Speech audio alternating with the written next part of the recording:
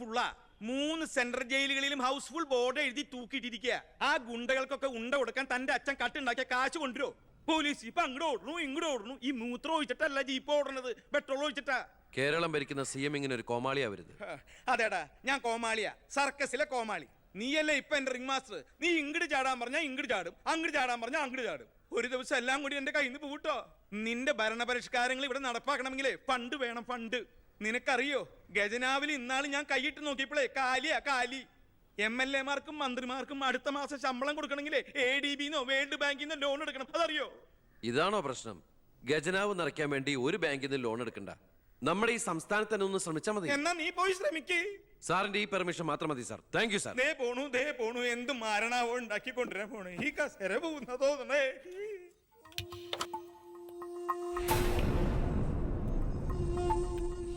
15 വർഷങ്ങൾക്ക് മുമ്പ് ഈ മന്ത്രി ദിവാകരന് ഇലക്ഷനിൽ മത്സരിക്കാൻ കെട്ടിവെക്കാനുള്ള പണം പോലും പാർട്ടിക്ക് സംഭാവന ചെയ്യുന്നു. പക്ഷെ ഇന്ന് അയാൾക്ക് കൊട്ടാര സദൃശമായ ബംഗ്ലാവുകളും മെട്രോ നഗരങ്ങളിലെ ഷോപ്പിംഗ് കോംപ്ലക്സുകളും അടക്കം കോടികളുടെ ആസ്തിയുണ്ട്. രാജൻ ജോസഫ് എന്ന പേരുള്ള ഒരാളുടെ പഞ്ചനക്ഷത്ര ഹോട്ടലുകളാണിതെല്ലാം, 9 എണ്ണം. ഇങ്ങനെ ഒരാൾ ഈ ഭൂമി മലയാളത്തിലില്ല എന്നുള്ളതാണ് സത്യം.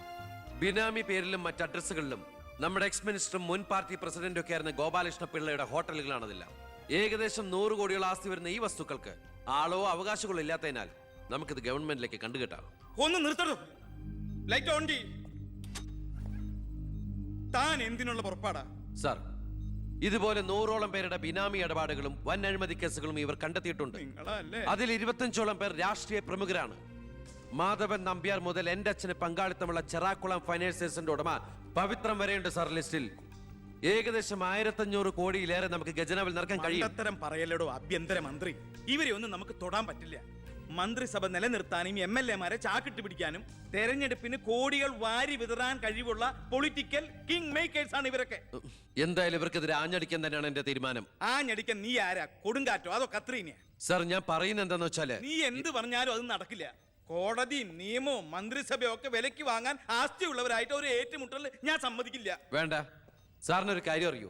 നമ്മുടെ കേരളം ഭരിക്കുന്ന മുഖ്യമന്ത്രിക്ക് എത്ര കോടികളുടെ ആസ്തിയുണ്ടെന്ന്? തമിഴ്നാട്ടിലും കർണാടകത്തിലും ഒക്കെ ആയിട്ട് എത്ര ഏക്കർ ഭൂസ്വത്തുണ്ടെന്ന്? ഒരു ദരിദ്ര കുടുംബത്തിൽ ജനിച്ച് ഇപ്പൊ കോടീശ്വരനായി ജീവിക്കുന്ന ആ മുഖ്യന്റെ കഥ ഞാനൊന്ന് വിവരിക്കാം സാർ. Lights of. എന്ത് സാറിന് കാണണ്ടേ? നിർത്തടോ. കേരളം ഭരിക്കുന്ന ആ മുഖ്യമന്ത്രി ഞാനല്ലേ. ഞാനിപ്പോ എന്താ ചെയ്യണ്ടേ? അയ്യർ സാറേ, സാർ അതുകൊണ്ട് കൊണ്ടുപോവാ. അടുത്ത മാരണം. വിദേശ നിക്ഷേപങ്ങൾ വ്യവസായവൽക്കരണത്തിന് എങ്ങനെ പ്രയോജനപ്പെടുത്താമെന്ന് എന്റെ ചർച്ചയ്ക്കായി മലയാളി സംഘടനകളുടെ പ്രത്യക്ഷണം സ്വീകരിച്ച സാറും സാറിന്റെ PAയും അമേരിക്കയിലേക്ക് പറക്കുന്നു. നിങ്ങൾക്ക് 2 പേർക്കുള്ള വിസയും ടിക്കറ്റും.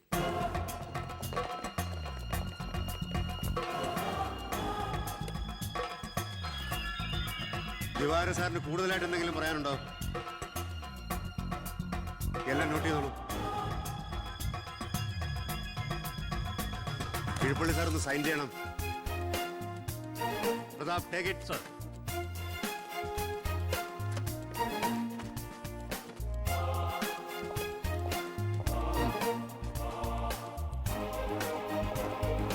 ഒരാളും പുറത്തു പോകരുത്.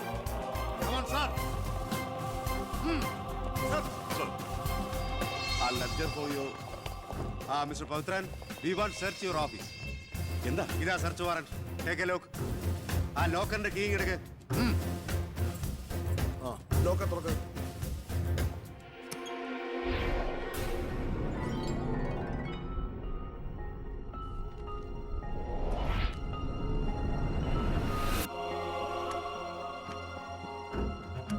എന്തായി? അതിനകത്ത് കുറച്ചെങ്കിലും വെച്ചേക്കണേ. പാടൂ.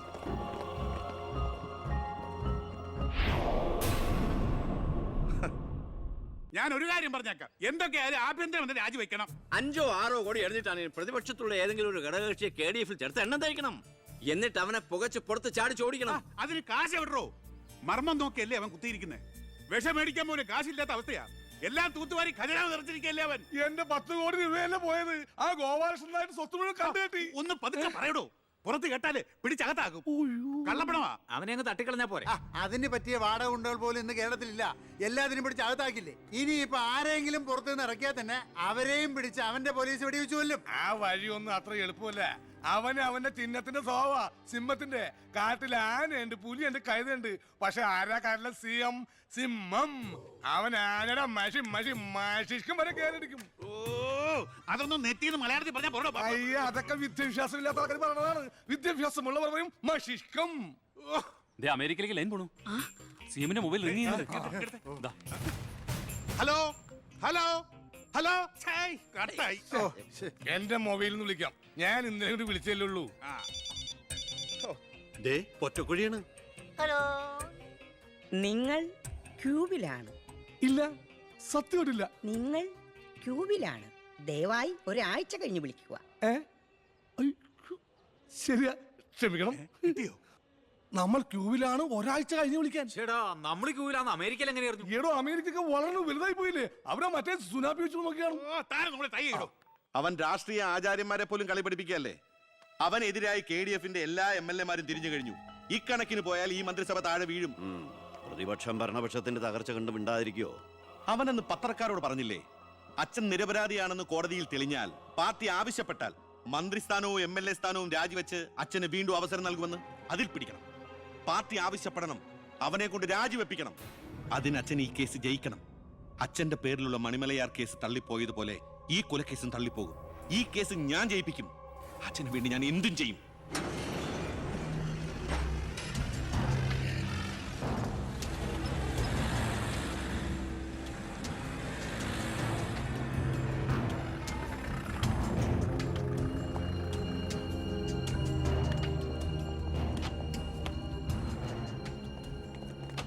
സാർ, ഇന്ന് രാവിലെയാണ് സംഭവം നടന്നത്.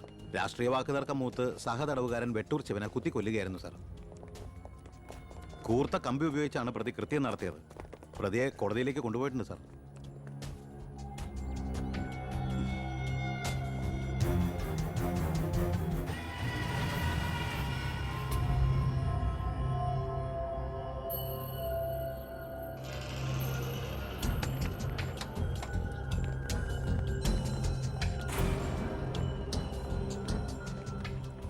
ഒന്നുകിൽ ദൈവം അച്ഛനെ കേസിൽ നിന്ന് രക്ഷിച്ചു, അല്ലെങ്കിൽ അച്ഛൻ സമർത്ഥമായി സ്വയം രക്ഷപ്പെട്ടു.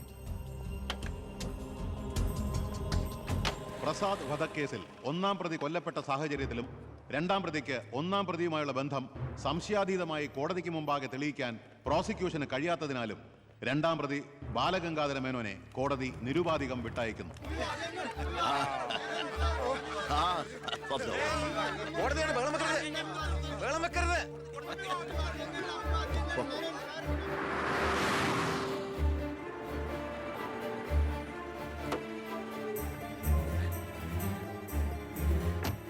ലക്ഷ്മി, ലക്ഷ്മി, അറിഞ്ഞോ നീ? ഞാൻ കേസ് ജയിച്ചടി. ഞാൻ നിരപരാധിയാണെന്ന് കോടതിക്ക് ബോധ്യായി. പത്രക്കാരുടെയും TV-ക്കാരുടെയും മുമ്പിൽ വെച്ച് നിന്റെ പുന്നാരമോൻ വീരവാദം മുഴക്കിയതല്ലേ? ഞാൻ നിരപരാധിയാണെന്ന് തെളിഞ്ഞാൽ എനിക്ക് വേണ്ടി മന്ത്രിസ്ഥാനം രാജിവെച്ച് ഒഴിഞ്ഞോളാമെന്ന്. നീ ചെന്ന് പറയടി അവനോട് രാജിവെക്കാൻ. നിങ്ങൾക്ക് എന്താ ഭ്രാന്ത് പിടിച്ചോ? ഭ്രാന്തായിരുന്നടി, അധികാരം കയ്യില്ലാത്തന്റെ ഭ്രാന്ത്. എനിക്ക് അറിയാൻ പാടില്ലാണ്ട് ചോദിക്കുക. നിങ്ങൾക്ക് ഇതുവരെ മന്ത്രിയായി കൊതി തീർന്നില്ലേ? ഇല്ല, എന്റെ ഏറ്റവും വലിയ ലഹരിയാ അധികാരം, മന്ത്രിസ്ഥാനം. മനസ്സിലാവില്ല നിനക്കൊന്നും. എനിക്ക് മന്ത്രിയായിട്ട് തന്നെ ജീവിക്കണം. മന്ത്രി കസേരയിൽ ഇരുന്ന് തന്നെ മരിക്കണം. നിനക്കറിയോ, അധികാരം നഷ്ടപ്പെട്ടത് മുതൽ മനസമാധാനത്തോടെ ഞാൻ ഉറങ്ങിയിട്ടില്ല. വീണ്ടും മന്ത്രിയാകുക എന്നുള്ള എന്റെ ഒരു വാശിയടി. നീ അവനോട് വാക്കുപാലിക്കാൻ പറയടി. ഇതൊക്കെ നേരിട്ട് ചെന്ന് പറഞ്ഞാ മതി. എന്താ നിനക്ക് പറഞ്ഞ? എന്നെ കൊണ്ട് പറ്റില്ല, അത്ര തന്നെ. ഓ, മന്ത്രിസ്ഥാനം പോയതോടെ നിനക്ക് എന്നെ വേണ്ടതായില്ലേ? എന്നെ അനുസരിക്കാൻ കഴിയില്ലെങ്കിൽ പൊയ്ക്കോ ആഭ്യന്തരമന്ത്രിയുടെ വീട്ടിലേക്ക്. ബാക്കിയുള്ള ജീവിതം മോന്റെ കൂടെ തന്നെ അവിടെ. അച്ഛാ, എന്താ അച്ഛാ ഇങ്ങനെ? അച്ഛനൊഴികെ ഈ നാട്ടിലെല്ലാവരും വാനോളം പുകഴ്ത്ത ഏട്ടനെ. ഇങ്ങനൊരു മന്ത്രിയെ കിട്ടിയതിൽ അഭിമാനിക്കുക. മക്കൾ തങ്ങളെക്കാൾ വലുതാവണമെന്ന് എല്ലാ അച്ഛനമ്മമാരുടെ ആഗ്രഹം. പക്ഷെ അച്ഛൻ അസൂയ. മകൻ തന്നേക്കാൾ വലുതാവുന്നുള്ള എന്റെ അസൂയ.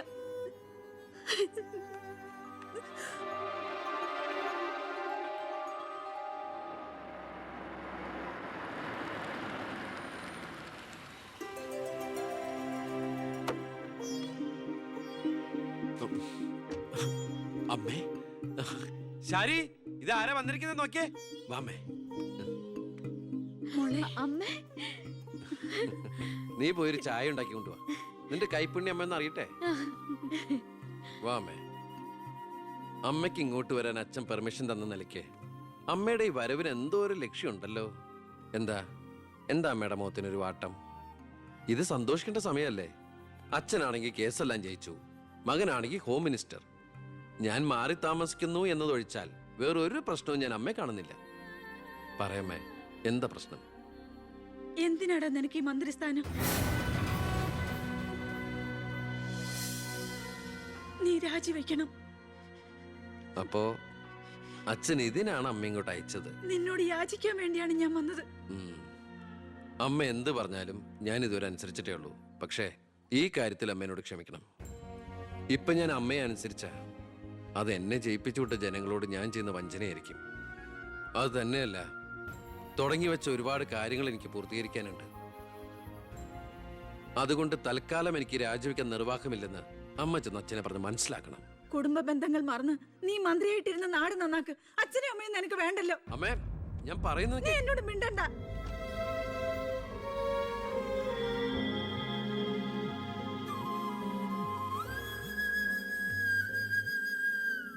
ഇല്ല, അവൻ രാജിവെക്കില്ല.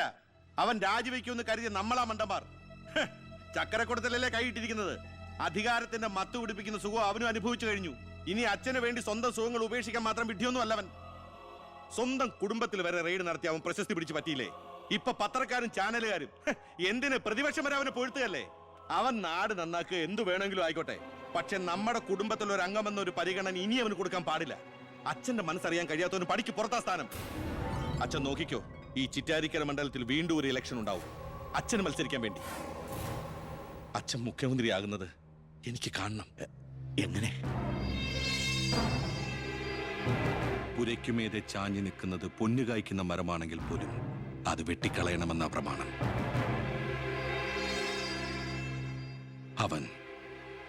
അവൻ ഇല്ലാതാകണം.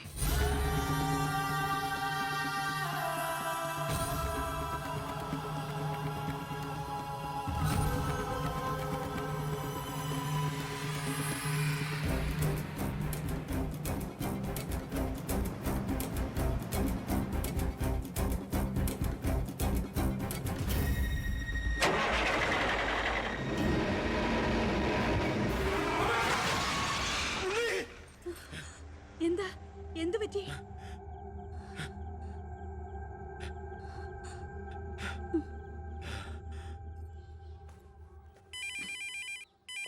ഞാൻ എടുത്തോളാം. ഹലോ ഉണ്ണി, ഉണ്ണി, ഉണ്ണി, നീ എന്താടാ